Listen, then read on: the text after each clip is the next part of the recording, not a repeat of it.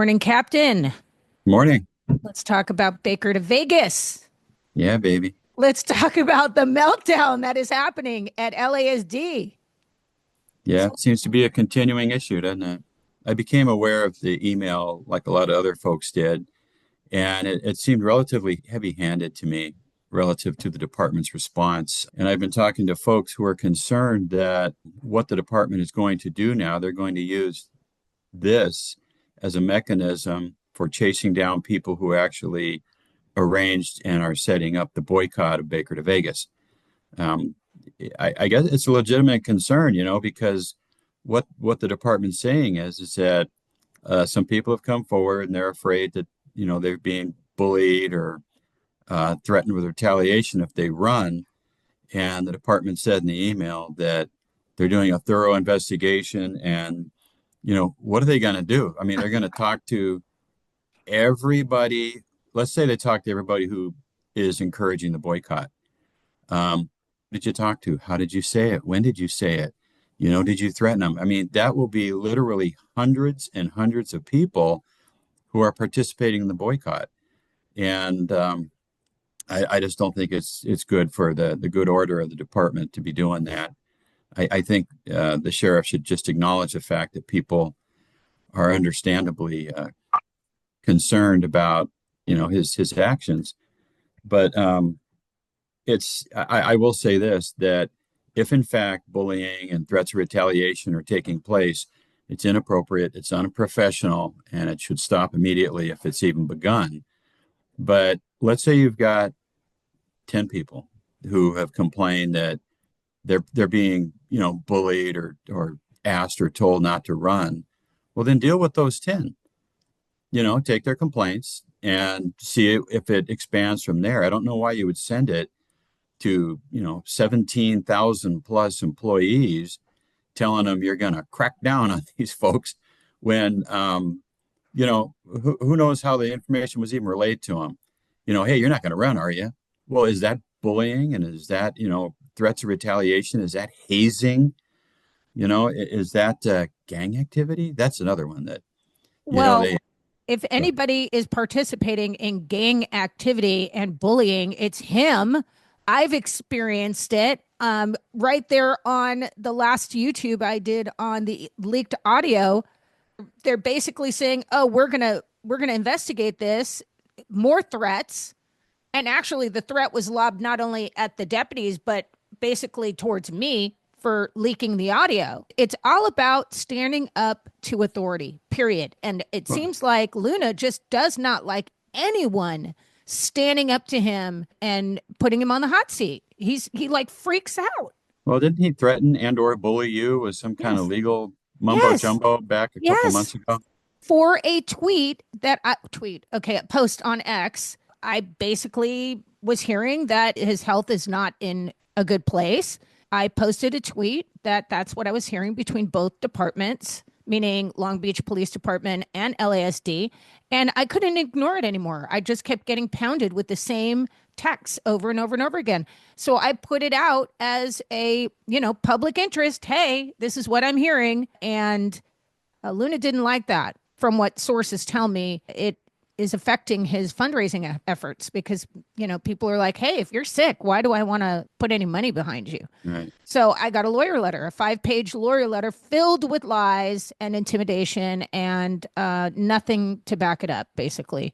But yes, it seems like this administration likes to just lob a bunch of threats out there to get deputies or journalists to comply, and that's not how it works. Can you give us a little bit of background on Baker to Vegas so that people understand who are not law enforcement what this race is? And it's not, from what I understand, Baker to Vegas is not just an LASD event. There are other law enforcement agencies that participate, right? Well, back in the day, it used to be the Death Valley Run. People would run, and it was created and sponsored by LAPD, and then the sheriffs joined in, and it became a real good, mechanism for camaraderie between the two agencies. Then they made a pretty good decision to take it out of Death Valley, and they moved it through the Baker to Vegas, which is what it is now.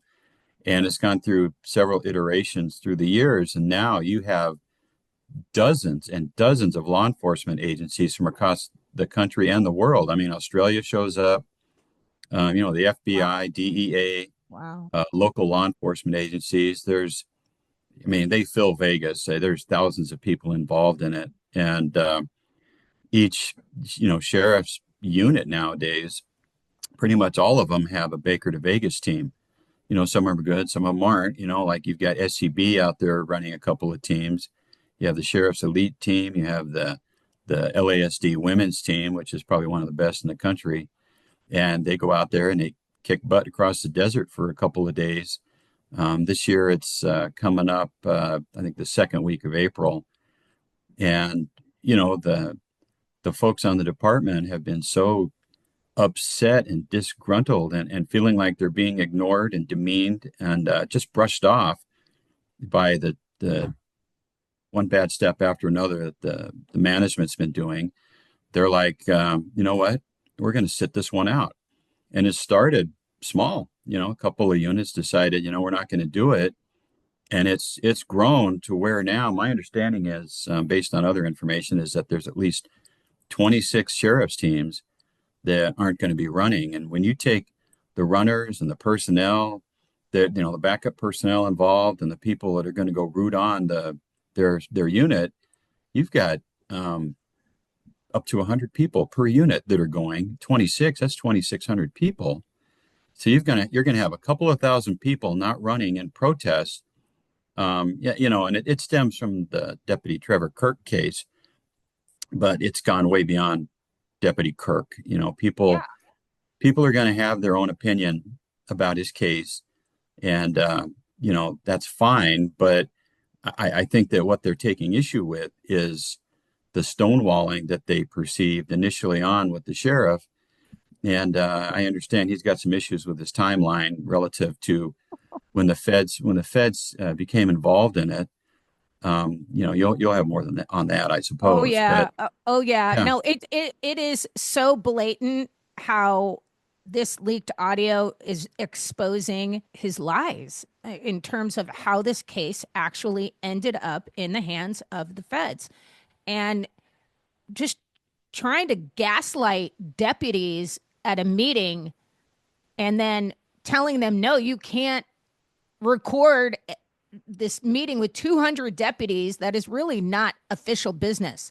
This was him trying to absolve himself of any responsibility with this case getting to the feds because he's getting the heat for it and he deserves the heat for it. He's ruining this deputy's life and he's doing it for the sake of these far left progressive politicians who are stuck in a very Democratic blue bubble and have not read the room. Basically, the entire United States is fed up with this shit. It's time to start thinking differently. But it sounds like Sheriff Luna, and the Board of Supervisors and whoever that fool is wrote AB, I think it's 1333. Is that the one? it's the one that does away with your right to stand your ground in public Yes. and Yes. makes you run like Chicken Little. If somebody's going to attack you and your family, you have a duty to run away. Which you think In your about own the house. In yeah your the own well house. it doesn't do that to in your house, but in your yard in public. Right. If you're cornered somewhere by thugs, you're expected to acquiesce and run like hell.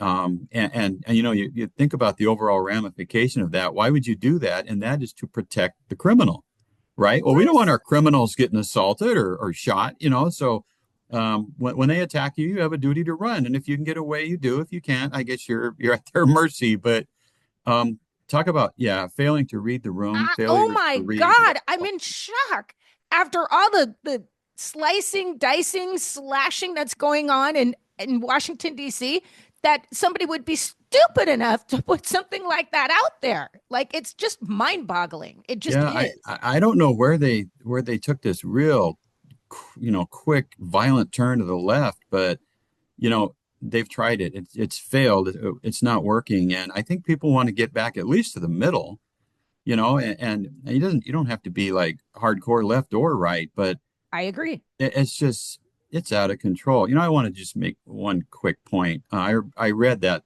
lawyer letter you got in the 5 pages. I think the last three, they threw in all this boilerplate bullshit about, oh, you could have done this and you could have violated the whatever act of I whatever. didn't And violate crap. well, but then I saw this email, and instead of saying, if you did it, knock it off, we're going to investigate these 10 people that claim that they've been bullied. It's difficult to believe that a deputy sheriff and would would be concerned about that, because normally they just tell them to F off, right? Leave me alone. We're going to do what we do. Right? But here's what they list as other resources: the policy against hazing and bullying, the prohibition of law enforcement gangs and hate groups. That's a good one. If you're going to get together as a department and boycott something, all of a sudden, you're subject to this, anti-gang and hate group. Yeah, yeah, okay, whatever. Employee groups which violate the rights of other employees, cooperation during a criminal investigation. So I guess he's going to make this a criminal investigation. Policy of equality, prohibited contact, policy of equality, retaliation, conduct towards other, policy of equality again, and another policy of equality, the entire chapter. It's the same thing that the lawyer did. I And thought it's so like, too. let's just throw a bunch of crap in there against the wall and see what sticks. And to me, it's trying to intimidate, Hmm. harass, Hmm. right? Essentially Employees bully. and Essentially bullying them. bully. Yes. Yeah, I mean, I don't know why he felt the need to go department wide. Like I said, send 17,000 people. Let's say somebody, if you've got 10 people, I'm just throwing out a number, that say, they were mean to me and they told me not to run, and I feel like I was being harassed. Well, how many people are doing that? I doubt 17,000 other employees are bullying and harassing these people. Why? I Well, don't. The nature of this is just, give I it to the intake unit, I right? think I think it's the timing of it's, cumulative. We've got it probably started back when that grand jury indicted Trevor, the federal grand jury indicted Trevor. Then we go to the verdict February 6th, and then the heat was on high for him. After that verdict, and now the leaked audio with him just lying and We call it denying. lying. We call it lying Yeah, and lying and denying. denying. That's what we call it. But Lying and denying. I mean, he's crumbling. For him to yeah. write that email about a race. Okay, this is about a race. Yes, look, it's not a department race though. This is not right. This event is not. It's Well, it's it's department sanctioned, and people that run, they're they sign waivers, and if they get hurt, running, the department will take care of them. So in that respect, yeah, it is. And but I also wanted to point out that you had somebody respond to you on something that you wrote, and I thought it was pretty insightful. He said, the sheriff had two ways to go. You either get up and you agree with the court decision and you agree what happened to Trevor, you agree that he violated that lady's rights and, violated her civil rights through the color of law, or you don't. And you need to come out and you need to say that. And he's not doing that. He's dancing around it. Just come out and be a man and say, you know what, I think he screwed up. I think he's, what happened to him was legitimate and I'm not concerned about it. You need to, pull up your pants and do your job. Or if he doesn't, he needs to speak out and say, you know what, lawfare was being used against one of my employees. I am not for this. And I'm going to call Pam Bondi on the phone or whatever it takes to get the case before the president of the United States and try to shortstop this. But he won't do either one. He's dancing between the two. And to me, that kind of is par for him and his attitude. People are complaining all the time that he just won't make a decision. well, And what I find. go Sorry, ahead. sorry, Captain. What I find especially interesting is that there is a core group of us who support Deputy Kirk, and I'm talking about the small group of, you know, myself, you, other people, Tom, you, his attorney, and other people who support Trevor, that we're pulling out all the stops trying to get this in front of the right people because this decision will affect law enforcement nationwide because it is a federal court decision. And most people do not understand how important that is. I was talking to a reporter, an anchor yesterday from One American News. I had to pull out some stops to get a hold of this person because this case needs more, it needs the right kind of exposure. And she was, her jaw was on the floor. She did not realize how suppressed this story is, the real story behind Trevor's conviction. And now they're going to get on it. But it's like, here, he could make that phone call to Pam Bondi. But yeah, we're the ones in the hamster wheel running round and round trying to make sure that we do everything we can to either overturn this decision or get the White House involved. Like, why are we doing this? He should be doing this. Yeah, I agree. But you know what? I don't think it's as small of a little rebel group as you think. I think there's a Oh, whole lot no, of I don't think people. so either. Yes. No, I'm just Yeah, talking about the core group that I know yeah, who can reach out to the highest levels of government because we've worked with them in the past, is what yeah. I'm Well, you saying. know what? He's the sheriff of LA County. I'm sure that she would take his call. You know, Absolutely. he's not holding just some little podunk job. He's got the largest sheriff's department in the country, Mm-hmm. and I think that she'd get back to him. That And is a I think really that good point. And the problem is, I was just talking to a buddy the other day, another retired captain, and he remembered when we went to super school, uh, Sherman Block would come in and he'd say, you know what? He goes, when you're a supervisor, you make a decision. Doesn't matter if it's good, bad, or indifferent. Make a decision. Move forward regardless. We'll work with the consequences of it later.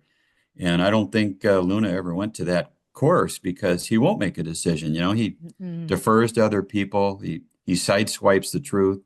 He just deflects. And well, you know what? He's a politician. That's the bottom line. I think not a real good one, but he's a politician, and he's not a street cop. He doesn't understand what these deputies are facing these days. A little recognition of how tough the job is would go a long way with people, and he doesn't recognize that. And it's a shame what the situation that the department's in now, and it's circling the drain, and by doing things like this, he's just making it worse because he's firing out this buckshot of crap about this issue. And like I think you noted, he can't even call it Baker to Vegas. What did he call it? Some athletic event or something. And I'm like, dude, it's Baker to Vegas. Can't you just say Baker to Vegas? Let me You know see. why? Because he just is so not immersed at all in Yeah. LASD culture or Wait, law enforcement culture. He yeah. cannot, he is so not immersed in the Leo culture at all. Period. End of story. He acts like he's never been a cop. He wasn't, but he calls it a running competition. And I'm sure everybody's scratching their head like, is he talking about Baker to Vegas or is he talking about some other thing, a running competition? And He's just and, making and a total fool like of I himself. noted, it was like he's not saying who the bad guys are. He's not saying if it's somebody bullying the people that are running or somebody bullying the people that aren't running. Yeah. And with that many teams backing out, with hundreds of employees involved, um, y- you know, I just my mind boggles. I would like to see what these complaints end up being. They'll go to intake, they'll investigate it, and they'll talk to the, 6, 8, 10, whatever, however many people say they were bullied. And let's get down to it and find out if it is bullying and hazing and gang member, activity and, hate group activity. I I mean, doubt look, it. I think there's going to be a couple of people, frankly, who were butthurt being told that they shouldn't run in a race that they trained for all year. And but I can understand that. Okay, fine. I wanted to run, but I you're not get going to, it, but this is not important enough to really get so riled up over. He's more riled up over the fact that it's a boycott against his yeah. decision to basically throw one of his deputies under the bus. So he's taking it personally. Yeah, and he's using and he a should. sledgehammer to kill a flea, and it's that's an old Chinese saying, as a matter of fact, take a hammer to kill a flea, I love and it. that's what he's doing. That's the same thing that attorney tried to do with you. That kind of tactic never works. He comes across as tone deaf, and like I like you said, who's the bully here?